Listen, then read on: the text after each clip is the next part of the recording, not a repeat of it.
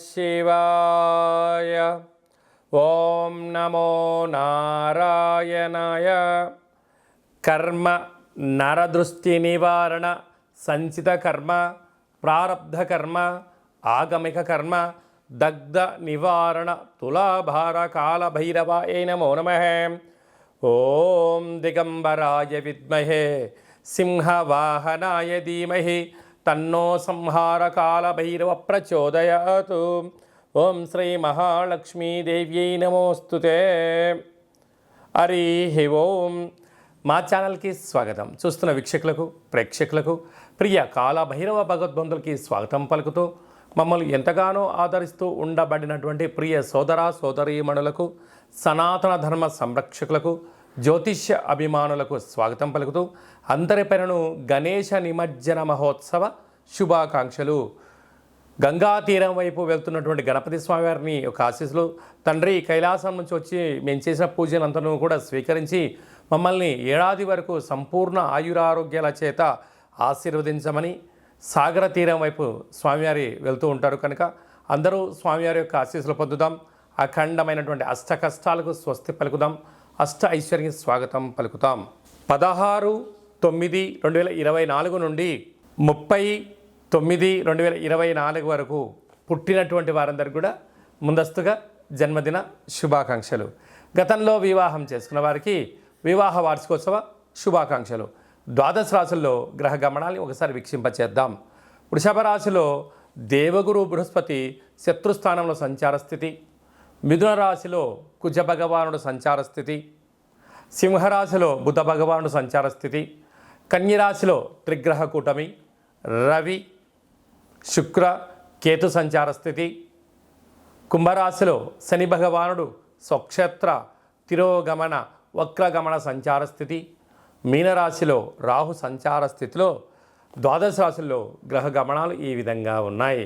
విఘ్నేశ్వర స్వామి వారి యొక్క నిమజ్జన మహోత్సవ కార్యక్రమం సందర్భంగా మేషరాశి వారు ఎలాంటి విధానాలు పాటించాలో ఈ వీడియోలో సవివరంగా సంపూర్ణంగా తెలుసుకుందాం.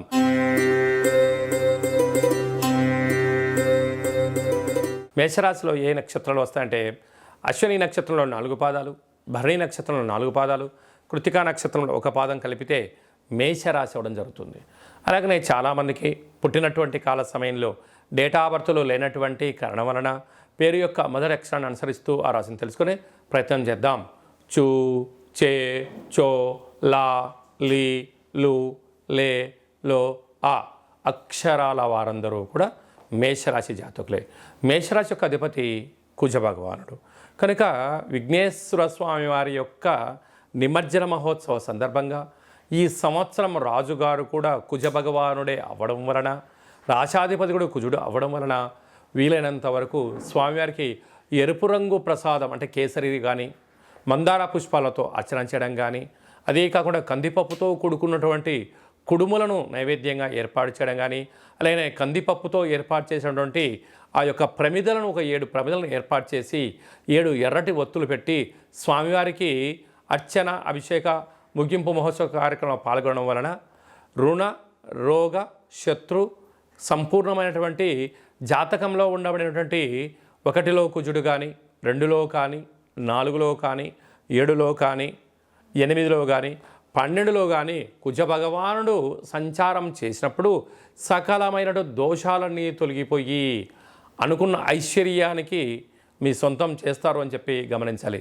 కనుక గణపతి స్వామి దగ్గర వీలైతే నవరాత్రులలో కానీ ముగింపు ఉత్సవ కార్యక్రమాల్లో ఈ కార్యక్రమం ఆచరింపజేసినట్లయితే అద్భుతమైన యోగం మీ సొంతం అవుతుందని చెప్పి గమనించాలి. అలాగే 2వ స్థానంలో గురు సంచార స్థితి శత్రుస్థానంలో ఉన్నాడు కనుక విద్యాపరమైనటువంటి ఉద్యోగపరమైనటువంటి ధనపరమైనటువంటి చేర్పులు మార్పులు కనపడుతున్నాయి. మీరేం కంగారు పడనక్కర్లేదు. తృతీయంలో కుజ భగవానుడు సంచారం చేయడం వలన తల్లిదండ్రులతో గురువులతో అన్నదమ్ములతో స్నేహపూర్వక వాతావరణంగా ఏర్పాటు చేసుకోగలిగినట్లయితే రాబోయే కాలమంతా సువర్ణ యుగం అని చెప్పి గమనించాలి. పంచమ స్థానంలో బుద్ధ భగవానుడు సంచారం చేయడం వలన నూతనంగా ఏదైనా చెయ్యాలి అనుకుంటున్న వారందరూ కూడా మీ యొక్క ఆలోచన విధానానికి ఇది చాలా మంచి కాలము అని చెప్పి గమనించాలి.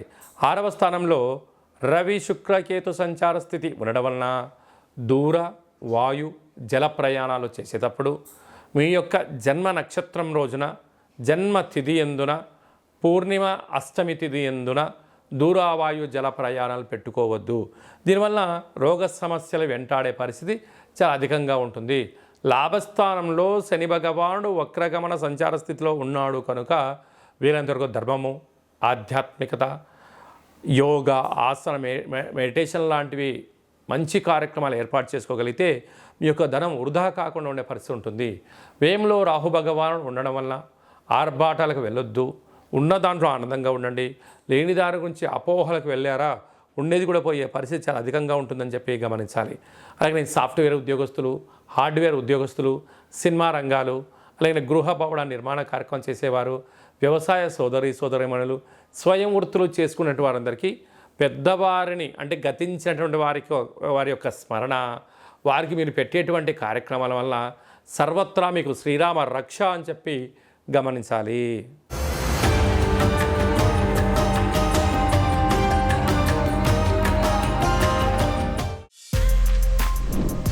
For more videos like this, subscribe Big TV channel.